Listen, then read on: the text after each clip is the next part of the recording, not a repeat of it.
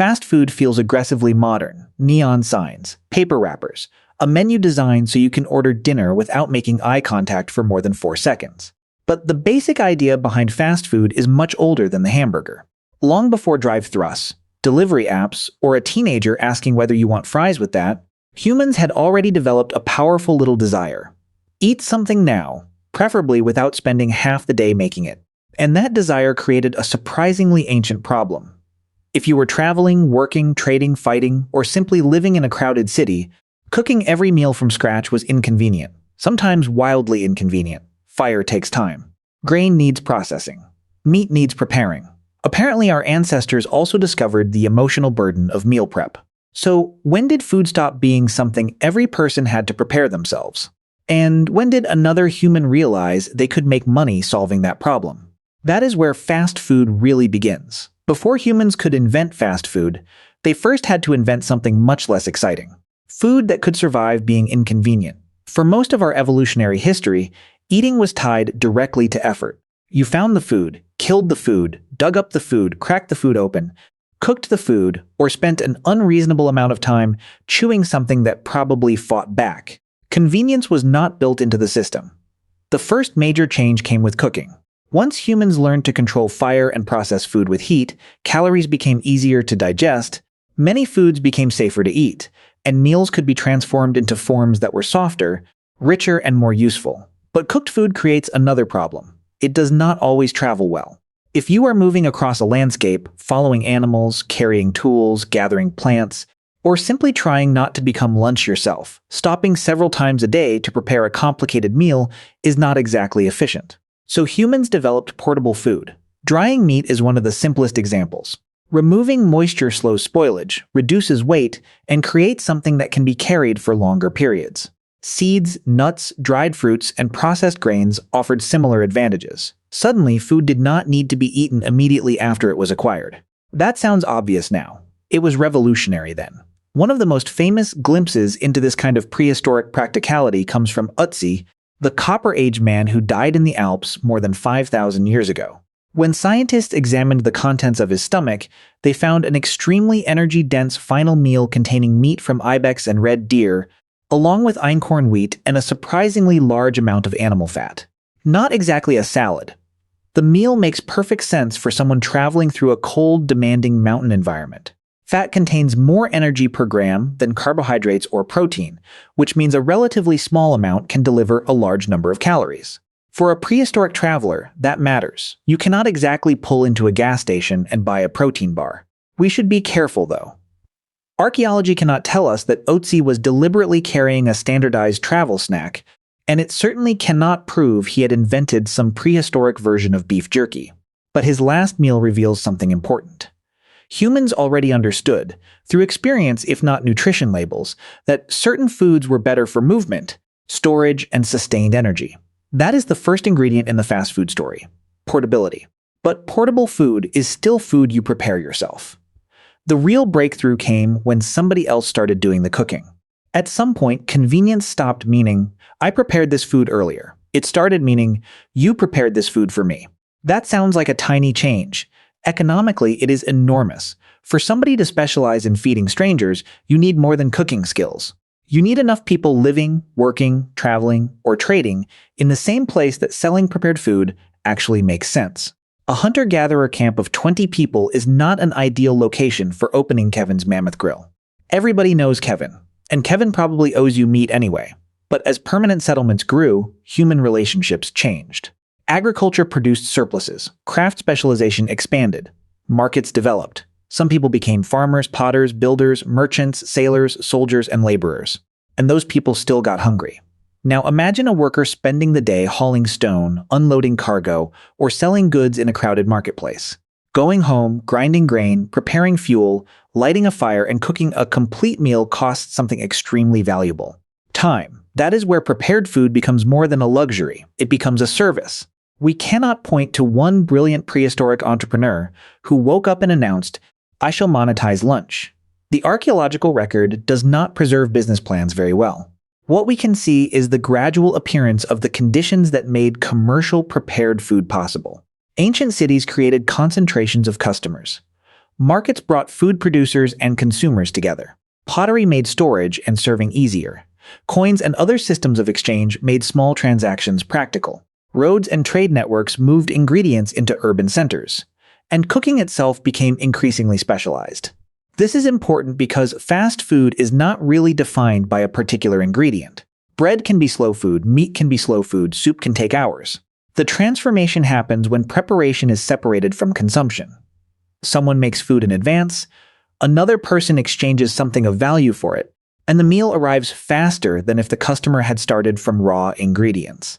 That basic transaction is startlingly familiar. You are hungry. Someone nearby has food ready. You possess money. Civilization happens. By the time large cities flourished across the ancient Mediterranean and Near East, people could encounter bakers, vendors, taverns, market stalls, and other forms of prepared food commerce. The exact boundaries between restaurant, bar, street vendor, bakery, and shop were not always the neat categories we use today. But the principle was there. Humans had figured out how to outsource dinner. And once that idea entered a dense city, something very recognizable began appearing in the archaeological record. Counters where customers could walk up and get food or drink without owning the kitchen behind it. One city preserved those counters almost perfectly. Unfortunately, it required a volcano. If you want to see what ancient fast food actually looked like, Pompeii is where the story gets almost suspiciously convenient. In 79 CE, Mount Vesuvius erupted and buried the city under volcanic material, preserving buildings, objects, food remains, graffiti, and the occasional deeply unfortunate lunch break with extraordinary detail. Among the businesses preserved, there were thermopolia. The name is modern archaeological shorthand derived from Greek words associated with selling hot things, and these establishments are often compared to ancient snack bars or food counters. That comparison is not perfect, but when you look at the architecture, it is difficult not to feel a little déjà vu. A typical thermopolium had a masonry counter facing the customer. Large ceramic vessels could be built into that counter, and food or drink could be stored or served from the workspace behind it. Walk up, order something, consume calories, leave. Humanity had discovered the counter. One spectacular example excavated in Pompeii's Regio Five was decorated with brightly painted images, including animals, and archaeologists recovered evidence of food inside and around the vessels. Remains associated with pork, goat, fish, snails, and other ingredients showed that this was not simply a place where Romans stood around drinking warm water and discussing aqueducts. Food was being prepared, stored, sold, or consumed there, and this was not an isolated curiosity. Pompeii has produced evidence for dozens upon dozens of establishments identified as thermopolia or similar food and drink businesses. The Archaeological Park of Pompeii has reported more than 80 examples across the city. That number matters because it tells us something bigger than what Romans ate. It tells us how they lived. Many urban residents did not occupy giant villas with spacious kitchens. In smaller homes and rented spaces, elaborate domestic cooking facilities could be limited or absent. Meanwhile, streets were busy with commerce, workshops, travelers, laborers, and people moving through public life. A ready food counter fits beautifully into that environment. But this is where we have to resist one of history's favorite bad habits: seeing something vaguely familiar and immediately giving it a modern brand name. A thermopolium was not literally a Roman McDonald's. There were no golden arches, no collectible toys, no exhausted parent ordering nuggets because diplomacy had failed. The food's business structures, labor systems, and customer expectations were radically different. Still, the underlying behavior is unmistakable. People in a dense city were paying specialists for food that could be obtained more conveniently than preparing an entire meal themselves. That is no longer just portable food. That is a food service economy. And once we get this close to modern fast food, a surprisingly difficult question appears. What exactly counts as fast food in the first place? Here is the annoying part. Nobody in ancient Rome called it fast food. That label is ours. And the moment we use it, historians have to start arguing about definitions, which is what historians do when they are denied access to swords.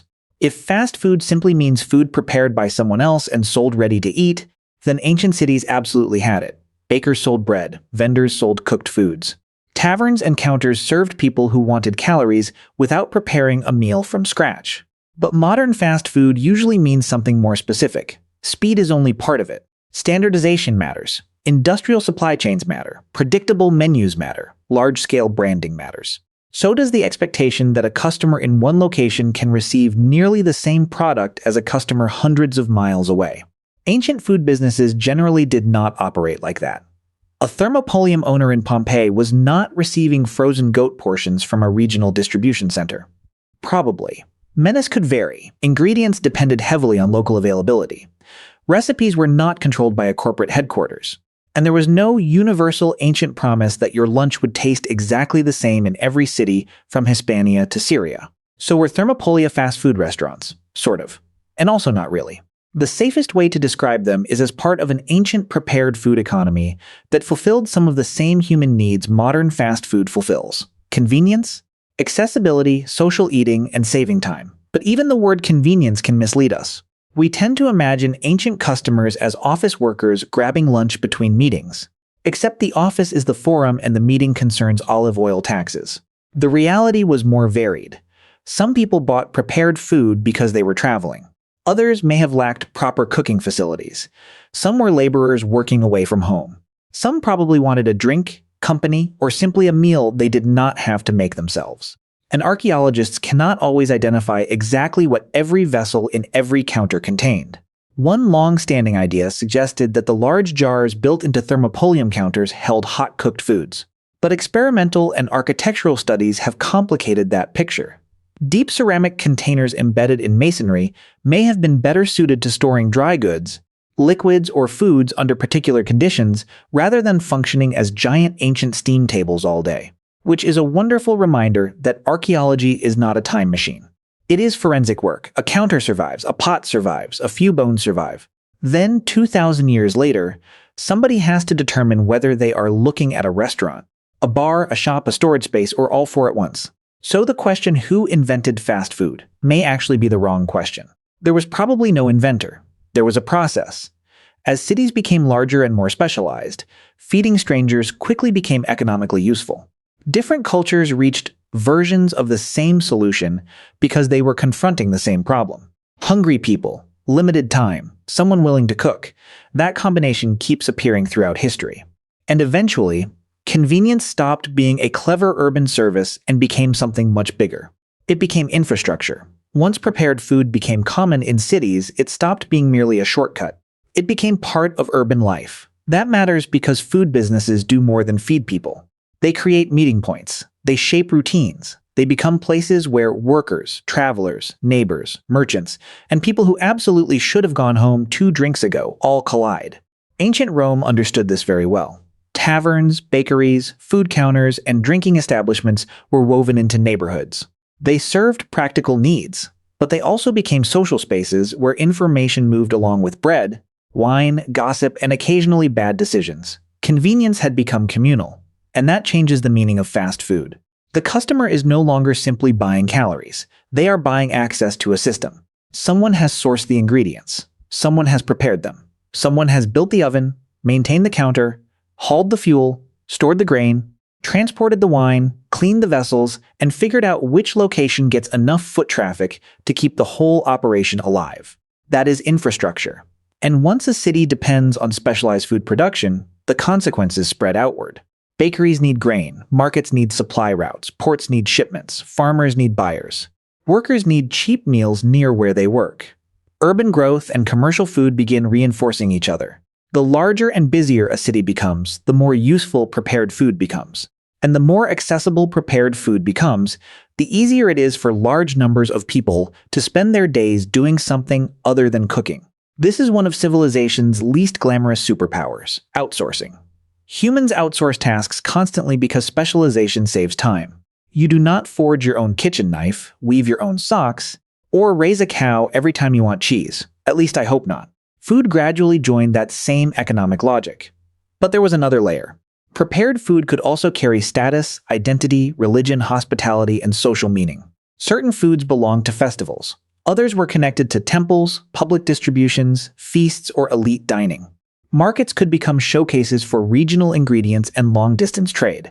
So a quick meal was never just quick. It was connected to agriculture, empire, class, labor, trade, and culture. That is why calling ancient food counters primitive restaurants misses something important. They were not failed versions of modern restaurants. They were solutions designed for their own cities. And those cities created a pattern that would survive for centuries. Wherever dense populations appeared, somebody figured out how to sell food to people who were too busy, too far from home, too poorly equipped, or simply too uninterested to cook. Medieval streets would have vendors. Early modern cities would have cookshops.